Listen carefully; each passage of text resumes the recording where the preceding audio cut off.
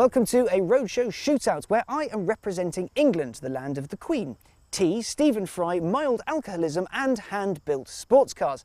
And I've scored myself the keys to the new to America Lotus Evora 400, a 400 horsepower mid-engine coupe built in a place called Norfolk. And I'm representing America with this red, white and blue Corvette Grand Sport built in a place called Kentucky. It has 460 horsepower and weighs just 3,252 pounds.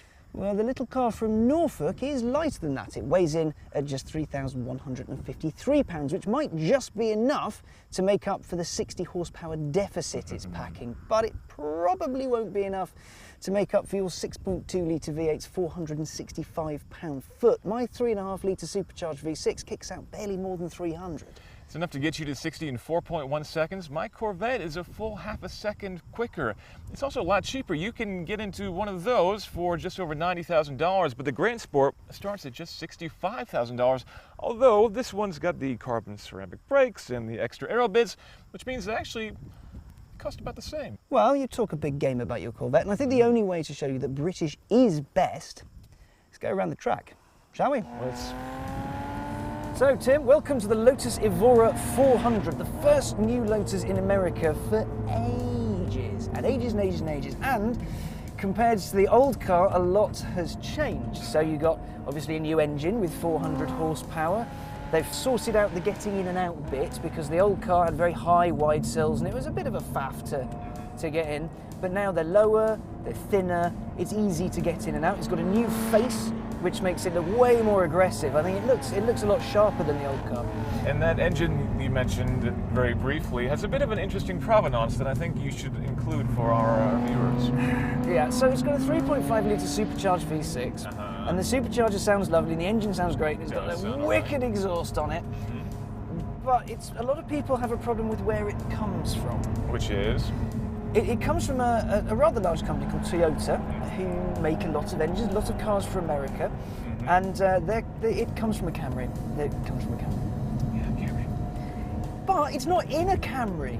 It's true. If we were in a Camry, we might have an actual infotainment system here that could do something other than whatever this thing can do, which is not very much. Yeah, it's not the sharpest of systems, I'm not going to lie, but this isn't about interior plushness. Yes, Lotus has gone over the interior of the car to make it just a little bit sharper than before, you know. The quality of the stitching's up, the leather's up, it does still smell a bit like a Lotus, which is a bit plastic. Yes. And I will concede there are a few little build quality issues with this one, so if my wing mirror here, when you're driving, vibrates quite a lot. It also takes about 20 minutes to turn the thing on, and the sequence of buttons is a bit like launching an ICBM. It only takes time if you don't know how to do it. If you owned it, you'd know how to do it. So it's a safety feature, is what you're saying? It's a safety feature, yeah, so people couldn't steal it. And it's got a manual gearbox, so people who can't drive manuals, they won't be able to start it and then they won't be able to shift it. But rather than all the kind of interior plushness and tech, the Lotus is really all about handling, and that's something they do immensely well. We've got four-way traction control, which learns the road and adapts the car to do whatever you want it to do, depending on the conditions. We've got super sticky Michelins, a proper limited slip diff. It's proper. I don't know if it's better than my Corvette, though, especially for the same money, basically. Yeah, but mine is lighter. Mine may not be quicker to 62, but I'll bet you any money it can get around a corner quicker. This is near as damn it as quick as an Exige. And Exiges are seriously fast cars. Corvettes are pretty quick, too. Yeah, but around corners, man. How many people do you think have actually been in the back seat of one of these? Should we give it a go? I'm down with giving it a go, because you're quite tall, and I'm not. Why don't we do that? Let's pull over somewhere safe and see who can get in the back seat without giving themselves a hernia. Right. Going forward. Ouch.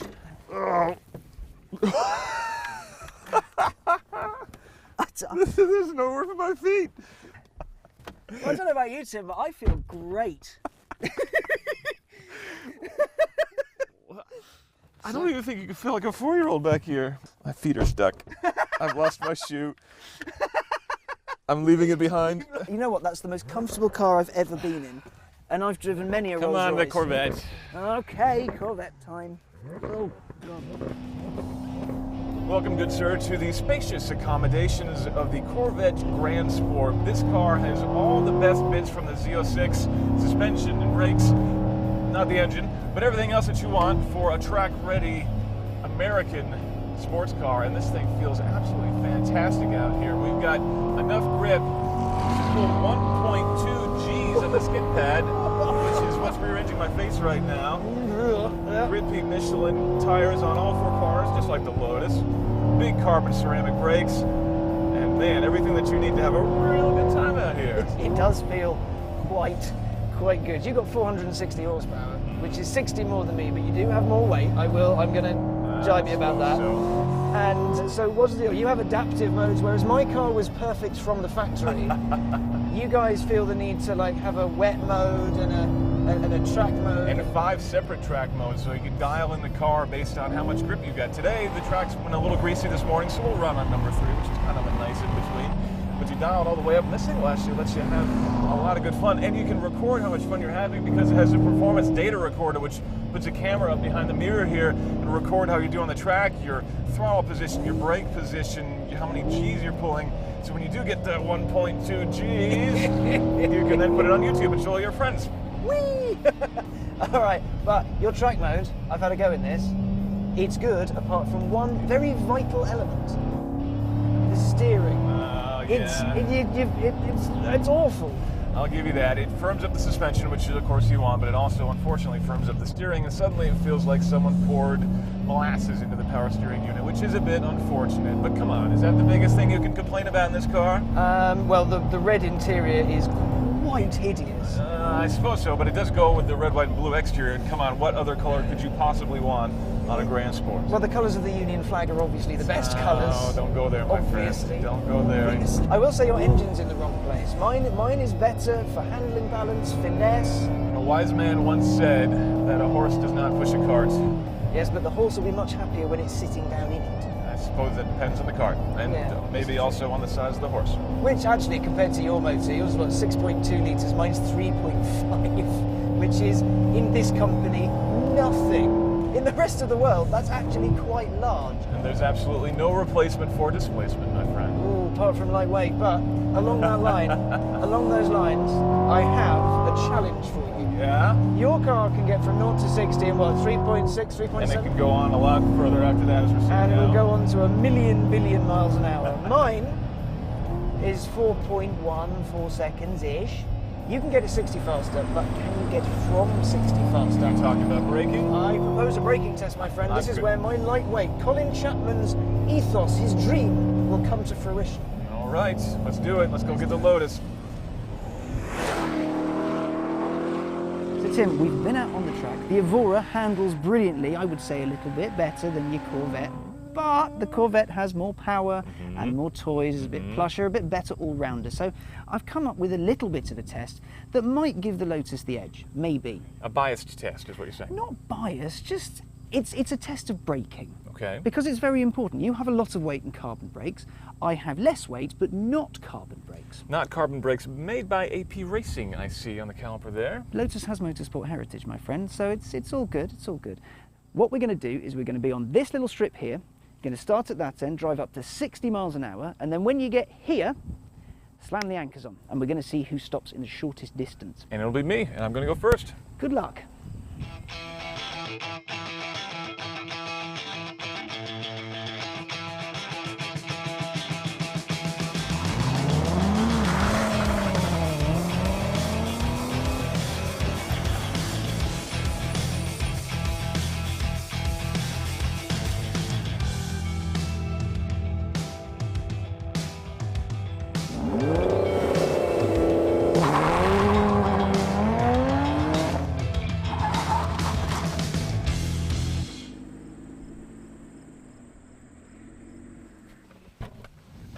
Being lightweight does have some advantages, I think. It does rather, chap, you know, but you put up a valiant effort, so nah.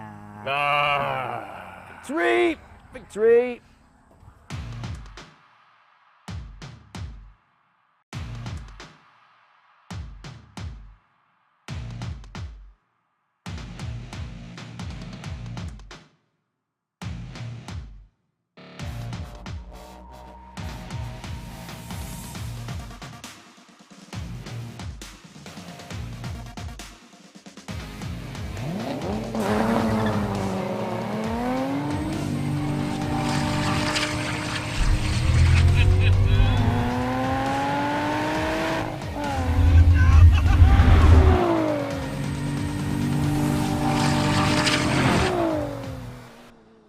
Alex, my friend, I think we must call that a comprehensive victory on the drag strip. You did rather destroy me. For a couple of times I was almost keeping up, but then the torque monster took over and my little Lotus just went bye-bye.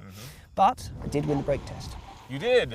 Practicality-wise, I don't really think that Lotus is very practical. I don't even know why they put back seats in that thing. For very small children or people that you don't like, presumably. And I really like that you can take the roof off the Corvette, which you cannot do in the Lotus. But there will be a convertible Evora eventually, fear not.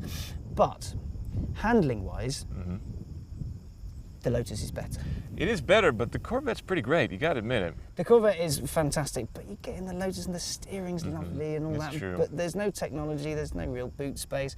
I think I know which way this is going, and I don't want it to go there. I'm gonna make you say it. Yeah. The winner of the Roadshow Shootout is the Corvette Grand Sport, with a very close second for the Lotus. Very, very close.